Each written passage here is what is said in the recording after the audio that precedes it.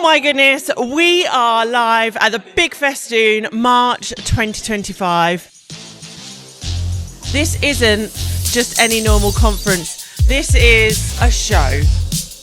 If you truly want to be a business that is out there, that is going up, is growing, is a bit weird, wacky, and actually embraces all of that about yourself, the Big Festoon is something for you.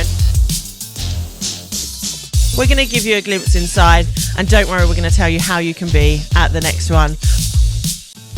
Closed mouths don't get fed, and there is not a closed mouth in this room, I can guarantee it. It's a wrap.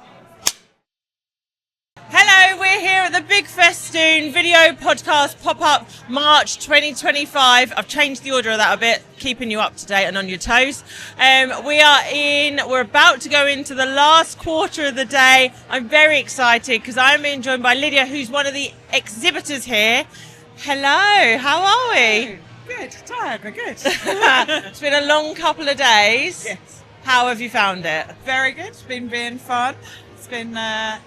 Sorry, you're all good. He's moaning at me. He's like... So,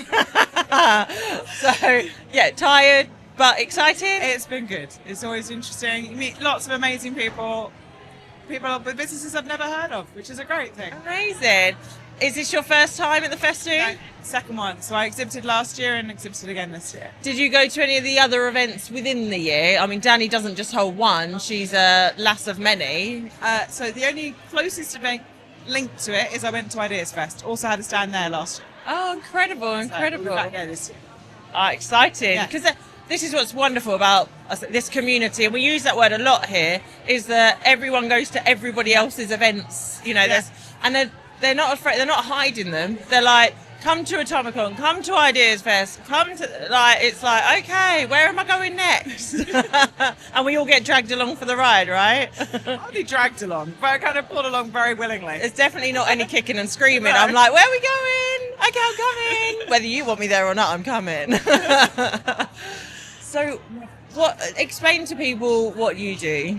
So my background is in branding and marketing, and I am also dyslexic. So whilst I have a business called Creative Stripes, which we do branding and marketing and business strategy, I have turned my dyslexia into a product. So I created Mapper Cards, which is to help people who, like me, can't look at a spreadsheet without it making you cry.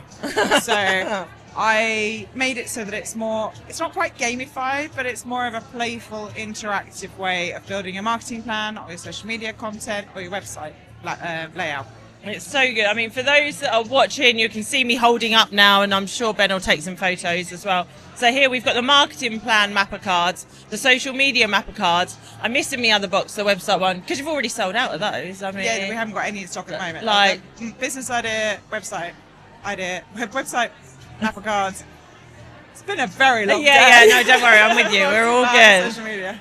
And these, I mean, well, we saw you yesterday, we met you yesterday, and immediately succumbed and went, yeah, I need that in my life. Because in my head, I know from a business perspective, I need to plan out my quarters, I need to know what I'm doing, but I also have come into a business to do something I love, and mapping out all of that stuff is hard and really mind-blowing. And all of a sudden, immediately, as soon as I saw them, I was like, I get it. And I can answer that question and that question, I can do that. So it makes it in a step-by-step process rather than a chore. So it's something you can just, you zone into it, grab a coffee, open up the box, lay it out. 10, 15 minutes later, you're done, pack it away to next month. That's it. As simple as that. And I mean, and they can be used so many different ways. I mean, theoretically in my head, I'm like, right, I'm going to stick them to a magnet, and I'm going to have it all written out so I can track it through the week. Or like you say, some people will take a photo, post-it notes, magnets, big whiteboard, scribble around it, all sorts of things. We've seen it all. We've seen them in the little shoe holders.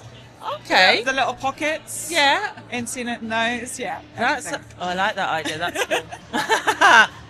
Okay. This is my problem now. I'll get so creative with how to do it, I'll forget to actually utilise. But as long as people make it so that they enjoy it, then they'll open it up and they'll actually think about it and do it. And that's what we have seen here at the Festoon, is about bringing the fun back to business. Like, there is, if you walked in here, you'd think it was just a bunch of weird, wacky, wonderful people and you'd go, I have no idea what they're doing, and then all of a sudden it's like, are they talking business? Are they running like They're making money. £100,000, multi-million-pound businesses here? Yep.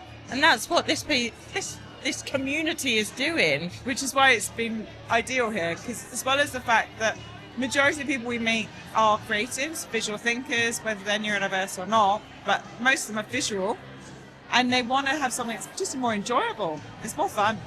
How did you stumble into this world?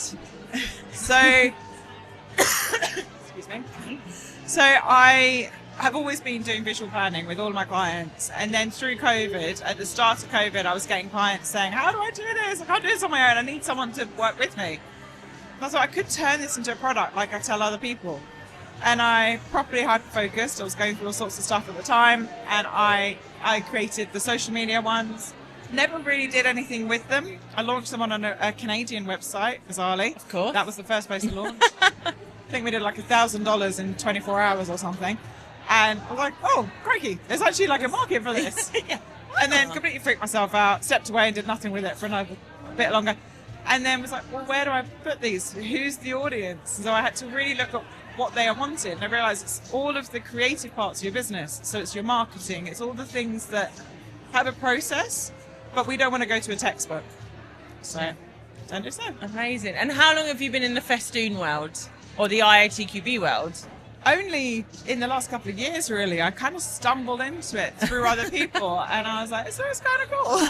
Yeah, these are wicked people. I just like that it still does business, but it's lighthearted and it's enjoying things, and it's putting everything we want to do. You still want to work with legacy. You still want to think about what's happening, and you want to do something you love. So I enjoy mentoring and helping young people. So some of our stuff we use for workshops with young people when they're getting into their ideas for businesses. So we do it with various housing associations and charities. So it's just a really nice thing to do. And I think a lot of people here do things because they love it and they want to do good things. And I mean, there's different elements of attending these sorts of events. What made you take the plunge to exhibit at the event? Do you know the story? I don't know. I don't know if I told you this one. Okay. I thought you Tell asked everyone else. I can't. I'm excited So now. when I signed up for last year's one, as in not this one, I don't recall signing up. I was very unwell. Okay.